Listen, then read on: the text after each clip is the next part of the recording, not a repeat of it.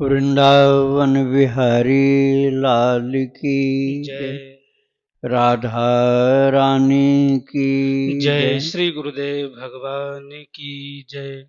श्री राधे राधे। भक्ति प्रश्नोत्तरी कार्यक्रम प्रारंभ किया जा रहा है।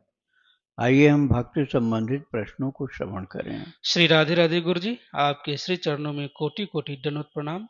मुंबई से हैं, इनका प्रश्न है। सब कहते हैं जिस वस्तु में नाखून डूब जाए वो जल इत्यादि वस्तु भगवान के योग्य नहीं रहती।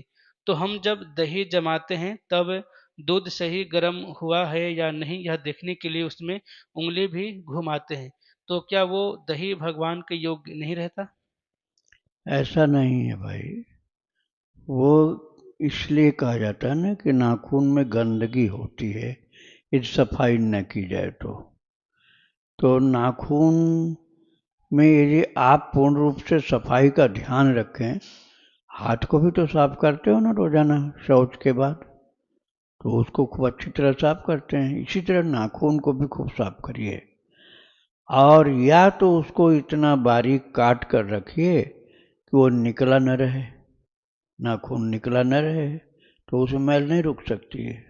जब उसमें जगह ही नहीं तो रुकेगी कहाँ। और किसी कारण से नाखून आपको बड़ा रखना है तो पूरी सफाई रखो। वैसे अच्छा यही होता है कि एकदम बराबर स्किन के बराबर काट करके रखो, तो उसमें मैल आएगी नहीं। जो नाखून लोग लगाते हैं ना, आर्टिफिशियल नाखून उंगली में लगा लेती हैं कई माताएं लोग, वो तो पूर्ण वर्जित होता है, क्योंकि वो तो शुद्ध पवित्र होता ही नहीं।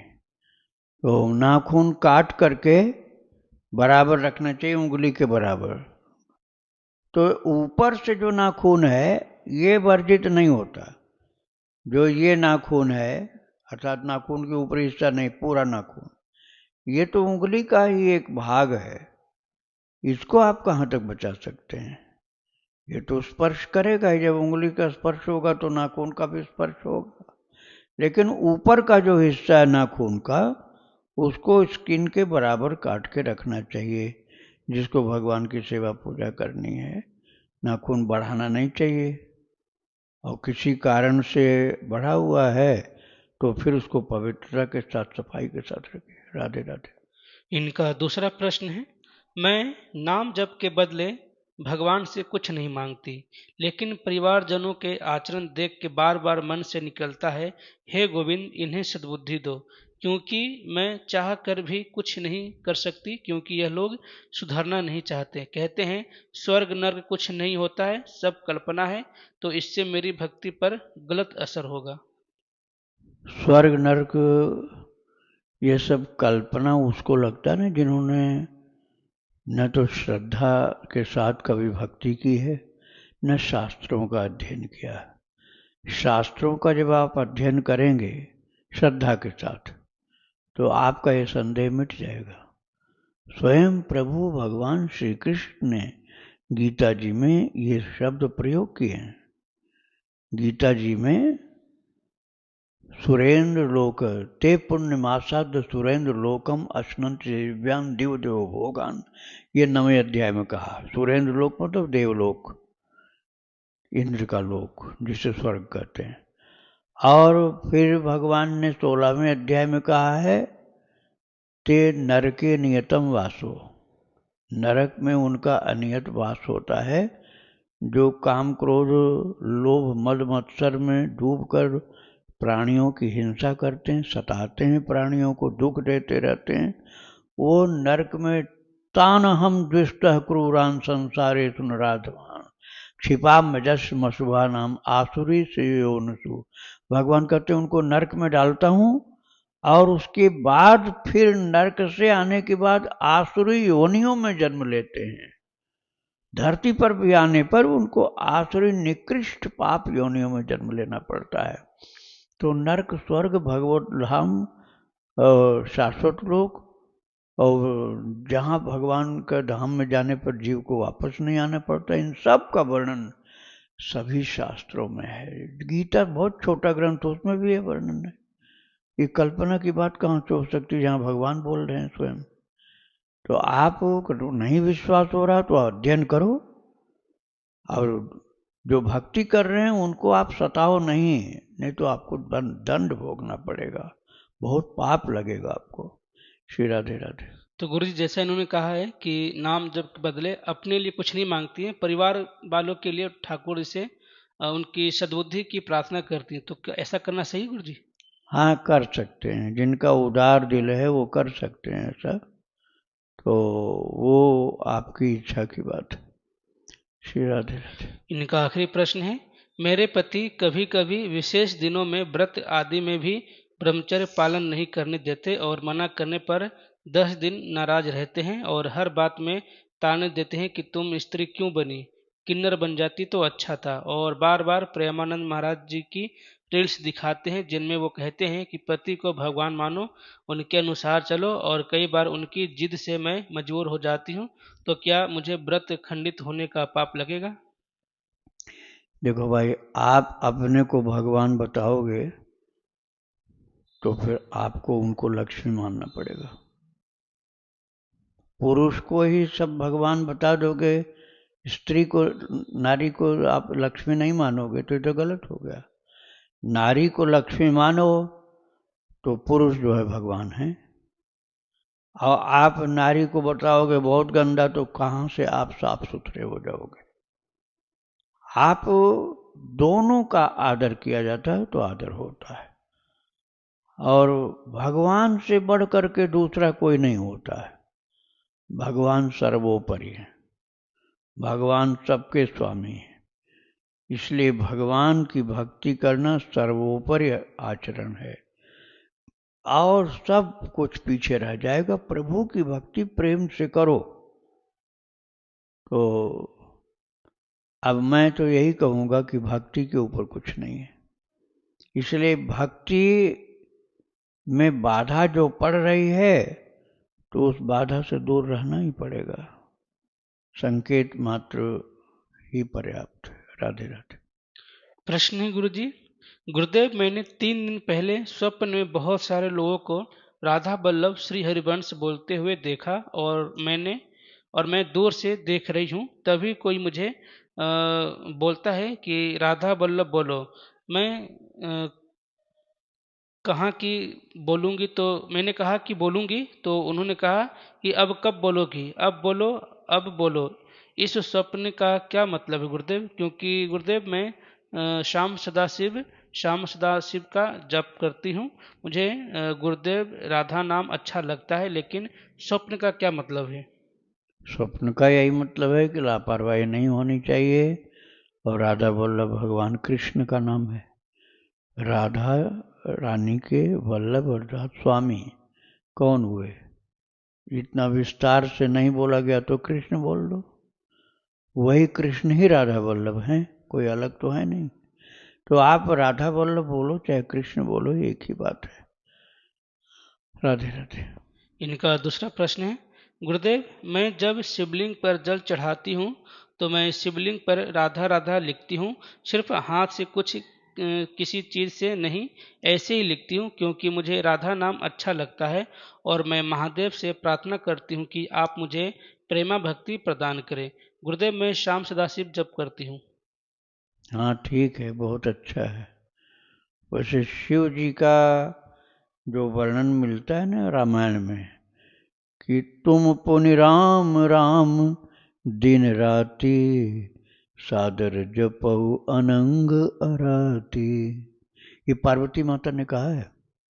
पार्वती माता ने शिव जी से कहा है, प्रभु तुम पुनि राम राम दिन राति, हे प्रभु आप दिन रात राम राम जपते हो, और वो भी आदर के साथ। तुम पुनि राम राम दिन राति, सादर जपो अनंग अराती। तो ये शिव जी का प्रमाण यही मिलता है कि वह राम राम राम राम राम राम राम राम यही जपते हैं। तो आप यदि प्रामाणिक रूप से मानस की बात को स्वीकार करें तो आपको राम राम राम राम बोल करके या लिख करके शिव जी का अर्चन पूजन, रुद्राभिषेक, जलाभिषेक, जो भी आप करना चाहें कर सकते हैं। राधे राधे। इनका आखिरी प्रश्न है, गुरुदेव एक दिन मैंने स्वप्न में देखा कि मुझे राधा रमन लाल के चरणों का चरणामृत पीने को मिला है। मैं बहुत खुश हुई। इस स्वप्न का क्या अर्थ है? ये तो साक्षात कृपा है, भगवान का चरणामृत मिला पान करने को। ये तो प्रत्यक्ष कृपा है। अब उस कृपा का सदुपयोग ये करना है कि और भक्ति बढ़ाओ अपनी। राधे राधे।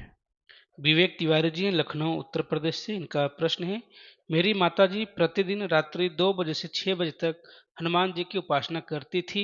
इसी राधा अष्टमी में एक दिन माताजी की रामानंद संप्रदाय में दीक्षा हुई थी। दीक्षा के तीसरे या चौथे दिन बाद उनकी तबीयत खराब हो गई, इसलिए दीक्षा मंत्र का ज़्यादा जाप वो कर नहीं पाई और तब से बीमारी के चलते हॉस्पिटल में एडमिट रहीं। देवोत्थान एकादशी के दिन उन्होंने अपना शरीर छोड़ा। मृत्यु के 15 मिनट पहले हम लोगों ने उन्हें गंगा जल पिलाया और वृंदावन की रज लगाई थी।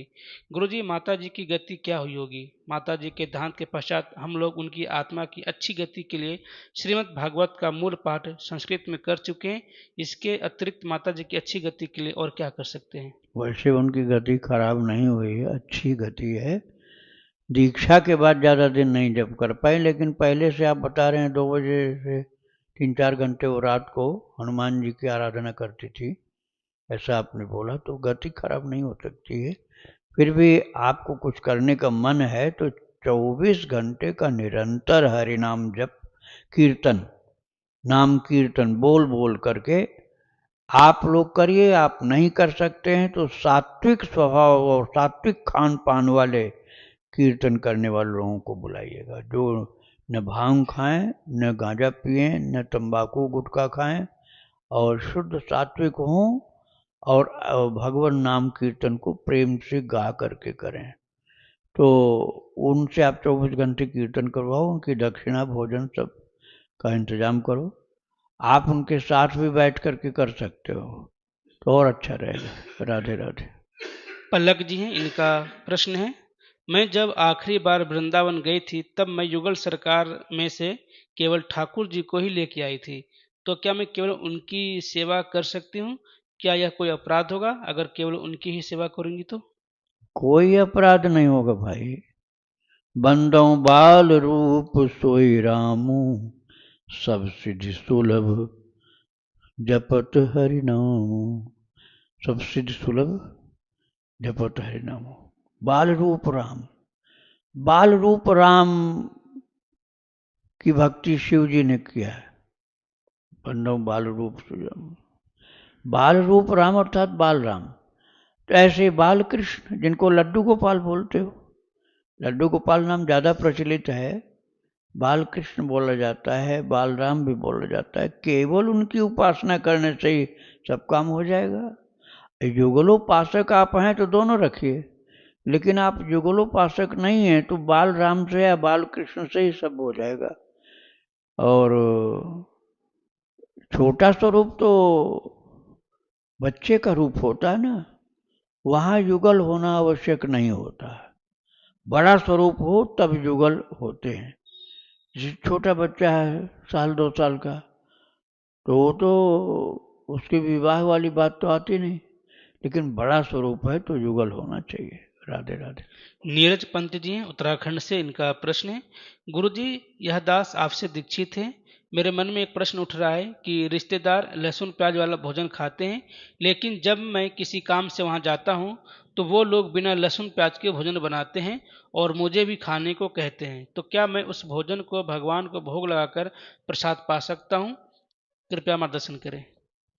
आप उनको ये बोलिए कि यदि आप ये चाहते हैं कि मैं भोग लगाऊं तो आप पात्र भी उसके लिए अलग लाइए। रोजाना जिस बर्तन में लहसुन प्याज पकाया खाया जाता था, उसी में एक दिन पका दिया बिना लहसुन प्याज का, तो बर्तन तो अशुद्ध था, उसकी दुर्गंध नहीं गई। यदि वे चाहते हैं कि भोग लगाएं आप, तो नया बर्तन मंगाएं और वो उसी काम के लिए रखें, और यदि वो छोड़ सकें तो और अच्छी बात है। और ये तैयार नहीं ऐसा करने को, तो आप फिर अपने घर से भोजन ले जाओ भोग लगा हुआ, और उसी को वहां जाकर भी पाओ। राधे राधे। प्रियंका जी हैं ग्रेटर नोएडा से। इनका प्रश्न है, हमारे गुरुदेव स्वप्न में कुछ आदेश देते दिखें और हम उस बात को ना समझें और ना सुन पाएं अच्छे से, तो क्या करें? इसका मतलब क्या है? नाम, भगवान का नाम और भगवान और भक्त की कथा, यही आप समझ लीजिए। प्रभु के चरित्र और प्रभु के भक्तों के चरित्र, वो श्रवण करना और नाम जप करना, मुख्य आदेश यही मान लीजिए आप, यही उपदेश मानिए आप। राधे राधे। इनका दूसरा प्रश्न है, अगर गुरुदेव के गुरुदेव स्वप्न में दिखें तो क्या मतलब समझे? कृपया आप मार्गदर्शन करें। आशीर्वाद है, परंपरा आशीर्वाद आपको मिल रहा है, तो ये अच्छी बात है कि संत लोग कृपा कर रहे हैं। श्री राधे राधे। हरिदासी जी हैं, इनका प्रश्न है, महाराज जी, संतों के श्रीमुख से नाम जप की बहुत महिमा सुनी है, तो गुरुदेव द्वारा जो गुरु मंत्र मिलता है उसकी क्या महिमा होती है? गुरु मंत्र की माला ज़्यादा करनी चाहिए या नाम जप ज़्यादा करना चाहिए?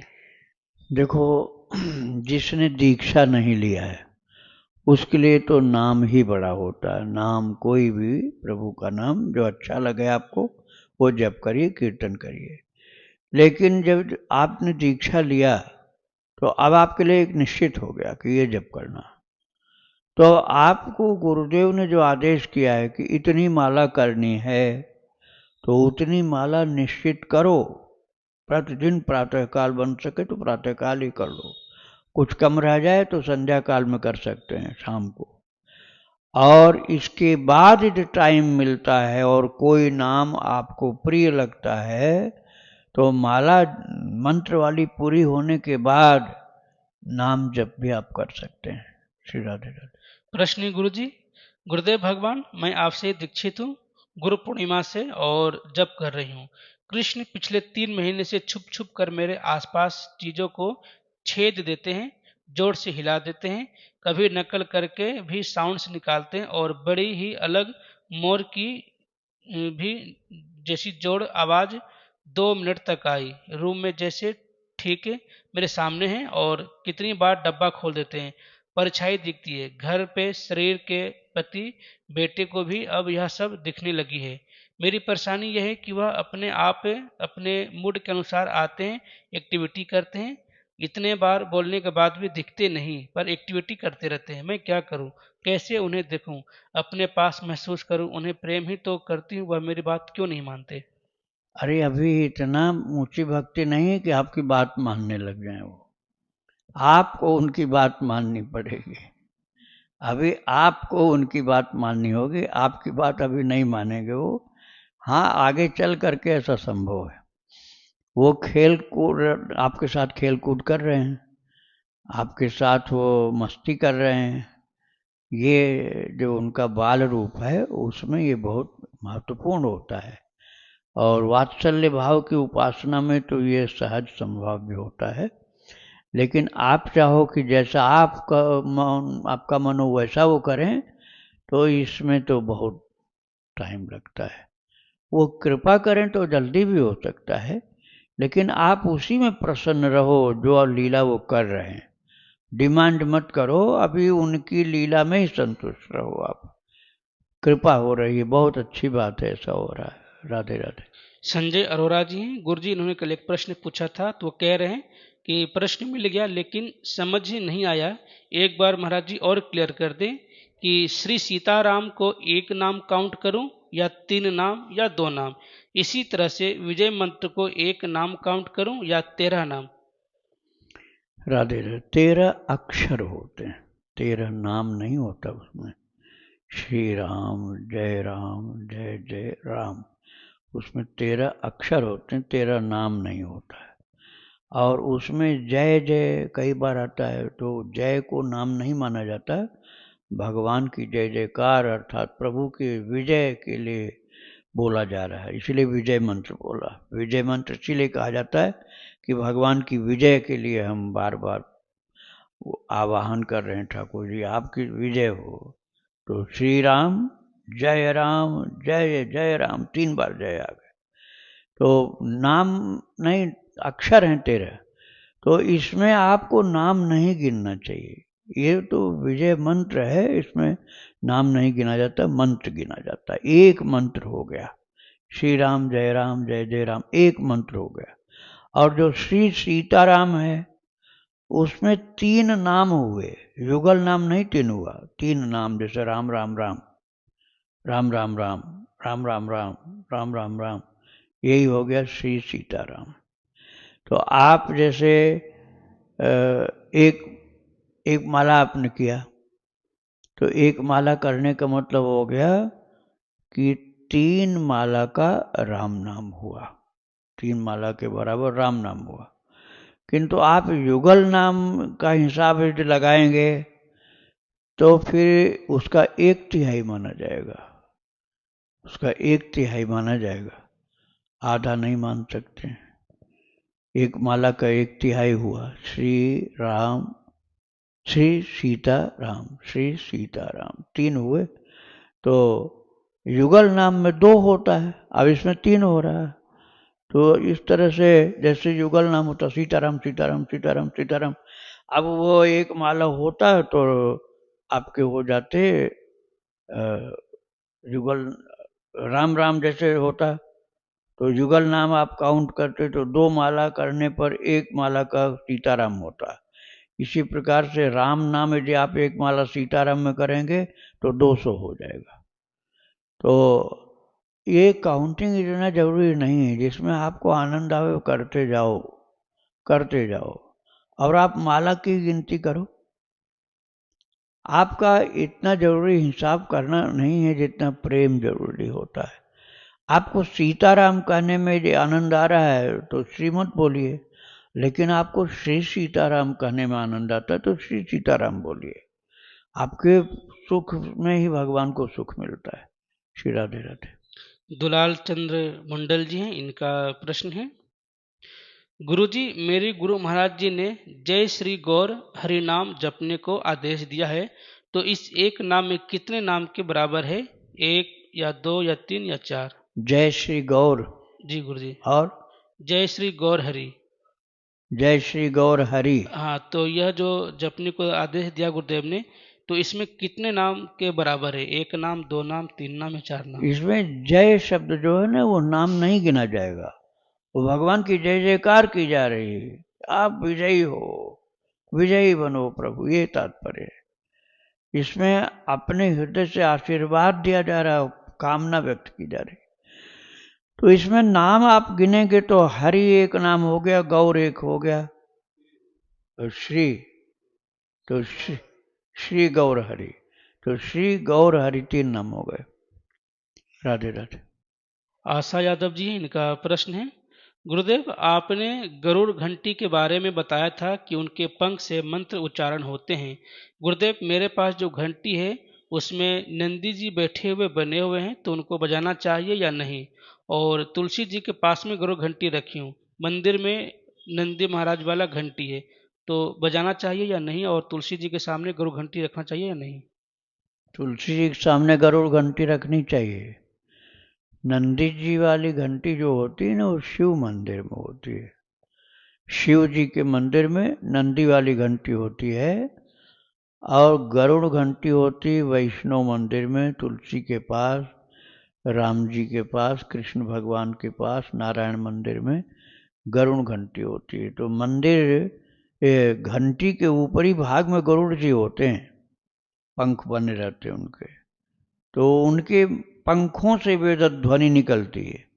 तो किस सेवा में कौन से वेद का मंत्र, कौन सा मंत्र उच्चारित होना चाहिए, ये गरुड़ जी के बराबर तो कोई जान नहीं पाएगा, और प्रभु के पार्षद हैं, इसलिए गरुड़ जी को विराजमान किया गया है कि प्रभु अब ये सेवा हम करने जा रहे हैं, स्नान, भोजन, आरती, दंडोत प्रणाम जो भी करने जा रहे हैं, तो आप वो घंटी बजाइए। तो आप जब घंटी को हिलाएंगे तो जो ध्वनि निकलेगी वो उन्हीं के पंख से उत्पन्न ध्वनि है, वह हमारी समझ के बाहर है लेकिन है वही।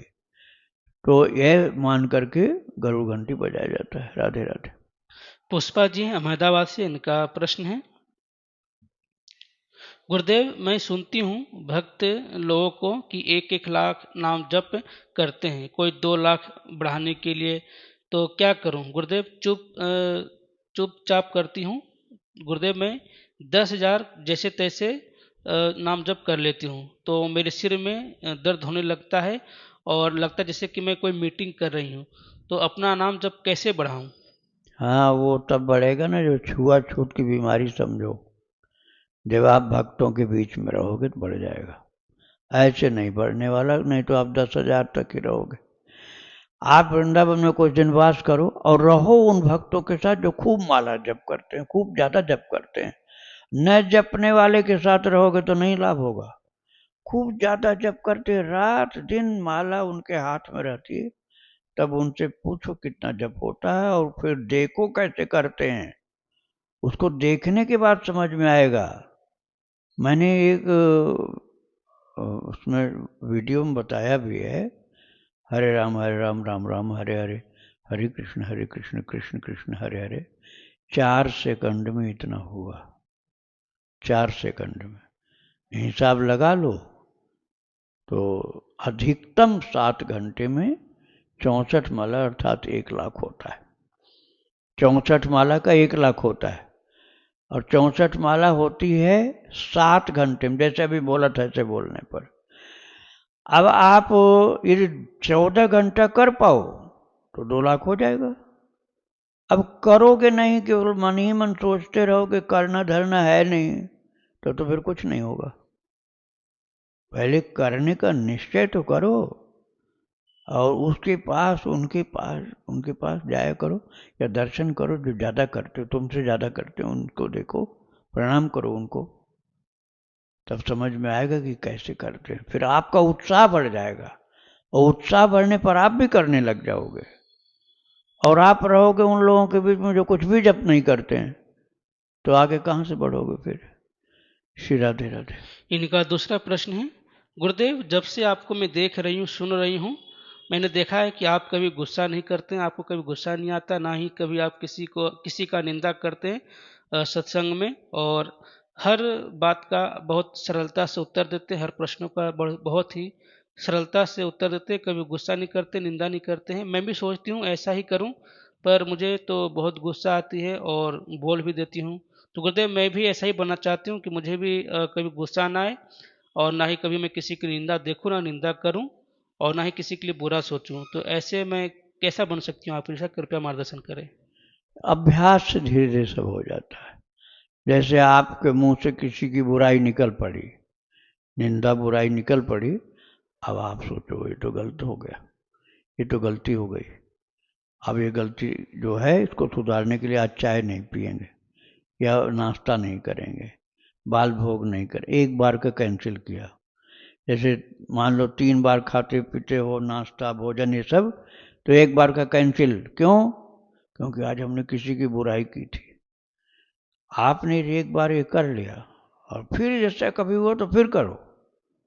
एक बार का भोजन या नाश्ता कैंसिल, तो आपको धीरे धीरे सुधार करने का आत्मबल हो जाएगा। फिर आपकी बुराई नहीं, आप किसी की बुराई नहीं करोगे। उसके बाद एक स्टेप आगे बढ़ना है, बुराई सुननी भी नहीं है। हम तो नहीं कर रहे हैं लेकिन दूसरा कोई कर रहा, हूँ हाँ हाँ हाँ ऐसे करके समर्थन दे रहे, वो गलत है। वो बुराई सुनने की हो गई। उसमें हाथ जोड़ लो उनसे, भैया हमें कृपा करो, हमें नहीं सुनना, या उठ के चल दो। बस यही व्यवहार निभाओगे। वो बुरा मान जाएगा, तो बुरा मान जाएगा तो कौन पहाड़ तुम्हारे ऊपर टूट जाएगा। वो बुरा मान रहा है किस बात के लिए, कि वो उसकी बुराई आप नहीं सुन रहे हो, तो ये तो अच्छा काम है। उसकी भी आदत सुधरेगी, तुम्हारी भी सुधरेगी। किसी की बुराई करना, चुगली निंदा दोष दर्शन, ये पाप है। तो इसके लिए आत्म संयम, सेल्फ कंट्रोल करना पड़ेगा। अपने को पहले कंट्रोल करो, फिर दूसरों की संगति भी अपनी सुधार लो, तो फिर धीरे धीरे शांति मिलेगी। फिर भक्त चरित सुनते जाओगे तो गुस्सा भी खत्म हो जाएगा। राधे राधे। वृंदावन बिहारी लाल की जय।